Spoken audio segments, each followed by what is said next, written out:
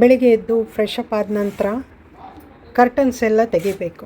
ಆ ಬೆಳಗಿನ ಬೆಳಕಿರುತ್ತಲ್ಲ, ಅದನ್ನು ನೋಡೋದೇ ಒಂದು ಖುಷಿ. ಕಣ್ಣಿಗೂ ಹಿತ, ಮನಸ್ಸಿಗೂ ಒಂದು ನೆಮ್ಮದಿ ಅನಿಸುತ್ತೆ. ಆ ಬೆಳಗಿನ ಬೆಳಕು, ಆ ತಣ್ಣಗಿನ ಬೆಳಕನ್ನು ನೋಡೋದು ಒಂದು, ಮತ್ತು ಆ ಬೆಳಕಲ್ಲಿ ಬೆಳಗಿನ ಬೆಳಕು ಇದೆಯಲ್ಲ ಅದರಲ್ಲಿ ವಾಕ್ ಮಾಡೋದು ತುಂಬ ಮನಸ್ಸಿಗೆ ಹಿತ ಅನಿಸುತ್ತೆ. ತುಂಬ ಜನ ಆ ಬೆಳಗಿನ ಬೆಳಕಲ್ಲಿ ವಾಕ್ ಮಾಡ್ತಾ ಇರ್ತಾರೆ. ಹಾಯ್ ಹಲೋ ಎಲ್ರಿಗೂ ನಮಸ್ಕಾರ. ಎಲ್ಲರೂ ಹೇಗಿದ್ದೀರಾ? ನಾನು ಚೆನ್ನಾಗಿದ್ದೀನಿ, ನೀವೆಲ್ಲರೂ ಚೆನ್ನಾಗಿದ್ದೀರಾ ಅಂತ ಭಾವಿಸ್ತೀನಿ. ಪ್ರತಿಯೊಬ್ಬರು ಚೆನ್ನಾಗಿರಬೇಕು, ಆರೋಗ್ಯವಾಗಿರಬೇಕು ಅಂತ ಹೇಳ್ತೀನಿ. ಮೊಬೈಲ್ ಅಡುಗೆ ಮನೆಯಲ್ಲಿರುತ್ತೆ, ಮೊಬೈಲ್ ಚಾರ್ಜರ್ ಕೂಡ ಇಲ್ಲೇ ಇಟ್ಕೊಂಡಿರ್ತೀನಿ. ಸಿಂಪಲ್ಲಾಗಿ ಟಿಫನ್ ಮಾಡೋಣ ಅನ್ನಿಸ್ತು. ಇದು ಶನಿವಾರದ ಬ್ಲಾಗ್ ಮಾಡಿದ್ದೀನಿ, ಸಣ್ಣದಾದ ಬ್ಲಾಗ್ ಇದು. ಸಿಂಪಲ್ಲಾಗಿರಲಿ ಅನ್ನಿಸ್ತು. ವಿಡಿಯೋ ನೋಡೋರು ಒಂದು ಲೈಕ್ ಕೊಡಿ, ಹೈಪ್ ಕೊಡಿ. ಹೊಸೊಬ್ಬರು ಸಬ್ಸ್ಕ್ರೈಬ್ ಮಾಡಿಕೊಂಡು ವಿಡಿಯೋ ನೋಡಿ ಅಂತ ಕೇಳ್ಕೊಳ್ತೀನಿ. ಬೆಲ್ ಐಕಾನ್ ಪ್ರೆಸ್ ಮಾಡೋದು ಮರಿಬೇಡಿ. ವಿಡಿಯೋ ನೋಡೋರಿಗೆ ನೋಟಿಫಿಕೇಷನ್ ಬರುತ್ತೆ. ವಿಡಿಯೋ ಫಸ್ಟು ನೀವು ನೋಡ್ಬೋದು. ಸಣ್ಣ ಸಣ್ಣ ಪ್ಲಾಸ್ಟಿಕ್ ಚೂರುಗಳಿರುತ್ತಲ್ಲ, ಅದನ್ನು ದೊಡ್ಡದೊಂದು ಪ್ಲಾಸ್ಟಿಕ್ ಕವರೊಳಗೆ ಹಾಕಿ ಸೀಲ್ ಮಾಡಿಬಿಡ್ತೀನಿ ಈ ರೀತಿ. ಯಾಕೆಂದರೆ ಸಣ್ಣ ಸಣ್ಣ ಚೂರುಗಳು ಭೂಮಿಯೊಳಗೆ ಹೋದರೆ ಮಣ್ಣಿನ ಫಲವತ್ತತೆ ಕೂಡ ಹಾಳಾಗುತ್ತೆ. ಮತ್ತು ಆ ಚಿಕ್ಕ ಚೂರುಗಳನ್ನು ತೆಗೆಯೋದಕ್ಕೂ ಆಗಲ್ಲ. ಆವಾಗ ಅದು ನಮ್ಮ ಒಂದು ಪ್ರಕೃತಿಯ ಇದಕ್ಕೆ ಹಾನಿ ಆಗುತ್ತೆ. ನೋಡಿ, ಇದು ಕೂಡ ಅದಕ್ಕೆ ಹಾಕಬೇಕಿತ್ತು. ಆತುರದಿಂದ ನಾನೇ ಫಸ್ಟೇ ಅದನ್ನು ಸೀಲ್ ಮಾಡಿದೆ. ಆತುರಗಾರನಿಗೆ ಬುದ್ಧಿಮಟ್ಟ ಅಂತಾರಲ್ಲ. ಇವಾಗ ಮತ್ತೆ ಏನು ಮಾಡ್ತೀನಿ, ಮತ್ತೆ ಅದನ್ನ ಓಪನ್ ಮಾಡಿ ಇದನ್ನೆಲ್ಲ ಈ ಚೂರುಗಳನ್ನು ಹಾಕಿ ನಂತರ ಸೀಲ್ ಮಾಡ್ತೀನಿ.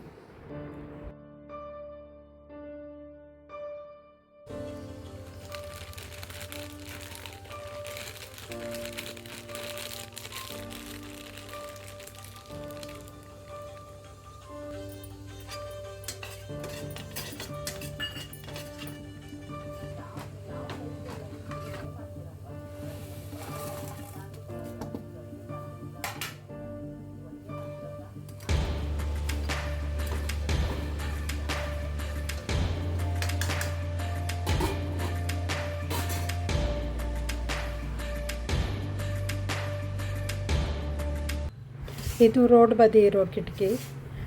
ಎದುರುಗಡೆ ಮರ ಇದೆ ನೋಡಿ, ಎಷ್ಟು ಚೆನ್ನಾಗಿ ಕಾಣಿಸುತ್ತೆ. ಹಸಿರು, ಕಣ್ಣಿಗಂತೂ ತುಂಬ ಹಿತ. ಈ ಥರ ಇವಾಗಂತೂ ಹೊಸ ಚಿಗುರು ಎಲೆಗಳು ಬರ್ತಾ ಇದೆ. ನೋಡೋದಕ್ಕಂತೂ ತುಂಬ ಖುಷಿ ಆಗ್ತಾ ಇದೆ. ನೋಡಿ ಎಷ್ಟು ಚೆನ್ನಾಗಿ ಕಾಣಿಸುತ್ತೆ ಅಂತೇಳಿ. ರಾತ್ರಿ ಮಲಗೋ ಮುಂಚೆ ಪಾತ್ರೆ ಎಲ್ಲ ತೊಳೆದಿಟ್ಟಿರ್ತೀವಲ್ವ, ಬೆಳಗ್ಗೆ ಆಗೋಷ್ಟೊತ್ತಿಗೆ ನೀರೆಲ್ಲ ಇಳಿದು ಪಾತ್ರೆ ಎಲ್ಲ ಒಣಗಿರುತ್ತೆ. ಆಮೇಲೆ ಎಲ್ಲ ಎತ್ತಿಡೋದಾಗುತ್ತೆ. ಮತ್ತು ತೊಳೆದಿದ್ದನ್ನು ತುಂಬಿಸ್ಬೇಕಲ್ವ, ಅದಕ್ಕೆ ಫಸ್ಟ್ ಅದನ್ನ ಎತ್ತಿಟ್ಕೋಬೇಕು. ವಿಡಿಯೋ ನೋಡೋರಿಗೆ ಈ ವಿಡಿಯೋ ಇಷ್ಟವಾಯಿತು ಅಂದರೆ ಸಪೋರ್ಟ್ ಮಾಡಿ, ಶೇರ್ ಮಾಡಿ. ಮತ್ತು ಈ ವಿಡಿಯೋದ ಬಗ್ಗೆ ನಿಮಗೇನು ಅನ್ನಿಸ್ತು ಅಂತ ಕಮೆಂಟ್ ಸೆಕ್ಷನ್ನಲ್ಲಿ ಕಮೆಂಟ್ ಹಾಕೋದು ಮರಿಬೇಡಿ ಫ್ರೆಂಡ್ಸ್.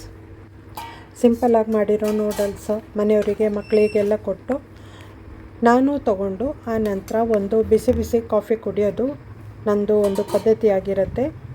ತಿಂಡಿ ತಿಂದಾದಮೇಲೆ ಕಾಫಿ ಕುಡಿಯೋದು ಒಂದು ಅಭ್ಯಾಸ ಆಗೋಗಿದೆ. ಏನೂ ಮಾಡೋಕ್ಕಾಗಲ್ಲ, ಜಾಸ್ತಿ ಎಲ್ಲ ಕುಡಿಯೋಲ್ಲ, ಒಂದು ಸ್ವಲ್ಪ ಕುಡಿಯೋದು. ಒಂದೊಂದು ದಿವಸ ಸಿಂಪಲ್ಲಾಗಿ ಕೆಲಸ ಮಾಡಿಕೊಂಡು ನಮಗೆ ಅಂತ ಸ್ವಲ್ಪ ಟೈಮ್ ಕೊಟ್ಕೊಳ್ಬೇಕು, ಸ್ವಲ್ಪ ಆರಾಮಾಗಿರ್ಬೇಕು ಅನಿಸುತ್ತಲ್ವ. ನೋಡಿ, ಇಷ್ಟೇ ಕಾಫಿ ಕುಡಿಯೋದು. ಒಂದು 3 ಸಿಪ್ ಇರುತ್ತೆ. 10:30 11 ಗಂಟೆಗೆ ಒಂದು ಕಲ್ಲಂಗಡಿ ಹಣ್ಣು ಜ್ಯೂಸ್ ಮಾಡೋಣ ಅನ್ನಿಸ್ತು. 2 ಥರದಲ್ಲಿ ಜ್ಯೂಸ್ ಮಾಡಿದ್ದೀನಿ. ಇದರಲ್ಲಿ ಯಾವುದು ಜ್ಯೂಸ್ ನಿಮಗೆ ಇಷ್ಟ ಆಯಿತು ಅಂತ ಕಮೆಂಟ್ ಸೆಕ್ಷನ್ನಿನಲ್ಲಿ ಬರೀರಿ ಫ್ರೆಂಡ್ಸ್.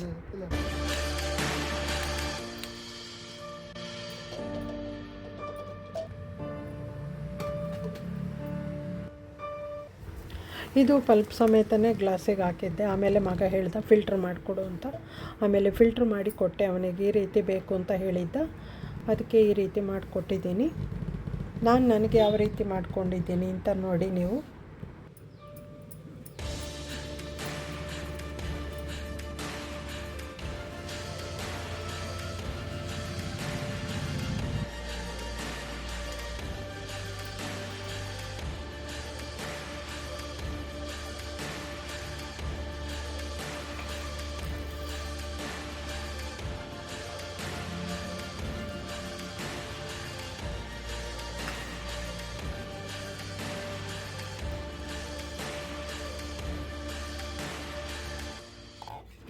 ತಣ್ಣಗಿನ ಹಾಲು ಹಾಕಿದ್ದೆ. ಸೆಕೆಗಾಲ ಅಲ್ವಾ, ಕುಡಿಯೋದಕ್ಕೆ ಎಷ್ಟು ಚೆನ್ನಾಗಿತ್ತು ಗೊತ್ತಾ.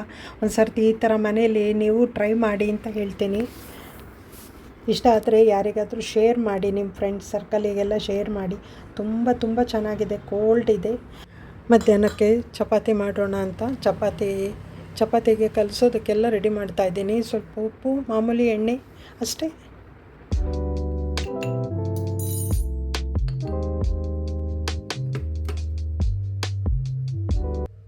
ಚಪಾತಿಗೆ ಪನ್ನೀರ್ ಬುರ್ಜಿ ಮಾಡೋಣ ಅಂತ ಎಲ್ಲ ತೆಗೆದಿಟ್ಟು ಪನ್ನೀರ್ ಬುರ್ಜಿ ಮಾಡ್ತಾಯಿದ್ದೀನಿ. ಸ್ವಲ್ಪ ಖಾರವಾಗಿ ಮಾಡಿದ್ದೆ. ಚಪಾತಿ ರೋಲು ಈ ರೀತಿ ಮಾಡಿದ್ದೀನಿ ಮತ್ತು ಚಪಾತಿನೂ ಮಾಡಿದ್ದೆ. ಸುಮ್ಮನೆ ಮಾಡೋಣ ಅನ್ನಿಸ್ತು ಈ ಥರ ರೋಲು, ಸಿಂಪಲ್ಲಾಗಿ ಮಾಡಿದ್ದೀನಿ. ಆದರೆ ಪನ್ನೀರ್ ಬುರ್ಜಿ ಸಖತ್ತಾಗಿತ್ತು. ಮಧ್ಯಾಹ್ನ ಮೇಲೆ ಪುದೀನ ಸೊಪ್ಪು, ಹಸಿಮೆಣಸಿನ್ಕಾಯಿ, ಕೊತ್ತಂಬರಿ ಸೊಪ್ಪು, ಪಾಲಕ್ ಸೊಪ್ಪೆಲ್ಲ ಇದೆಯಲ್ಲ, ಅದನ್ನೆಲ್ಲ ಬಿಡಿಸಿ ನೀಟಾಗಿ ಕವರ್ಗಳಿಗೆ ಹಾಕೋದನ್ನು ಕವರಿಗೆ, ಬಾಕ್ಸಲ್ಲಿ ಹಾಕೋದೆಲ್ಲ ಬಾಕ್ಸಿಗೆ ಹಾಕಿಟ್ಟಿದ್ದೀನಿ.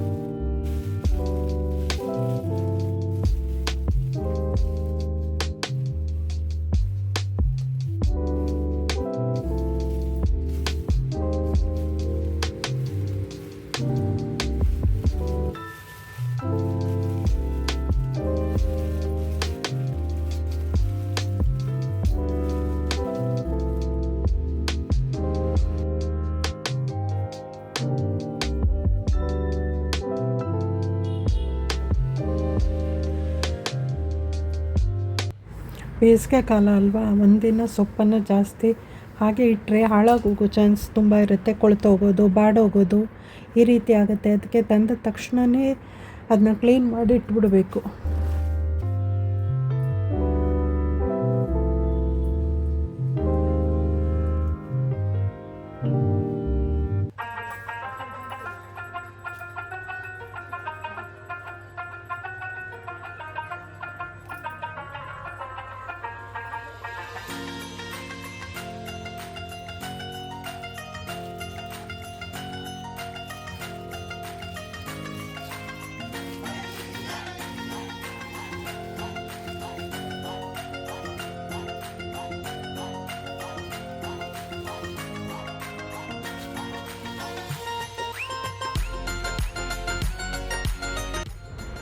ವಿಡಿಯೋ ನೋಡೋರಿಗೆ ಧನ್ಯವಾದಗಳನ್ನು ಹೇಳ್ತಾ, ಸಪೋರ್ಟ್ ಮಾಡೋದು, ಶೇರ್ ಮಾಡೋದು, ಹೊಸಬ್ರು ಸಬ್ಸ್ಕ್ರೈಬ್ ಮಾಡಿಕೊಂಡು ವಿಡಿಯೋ ನೋಡೋದು ಮರಿಬೇಡಿ, ಹೈಪ್ ಕೊಡೋದು ಮರಿಬೇಡಿ ಅಂತ ಹೇಳ್ತೀನಿ. ಮುಂದಿನ ವಿಡಿಯೋದಲ್ಲಿ ಸಿಗೋಣ.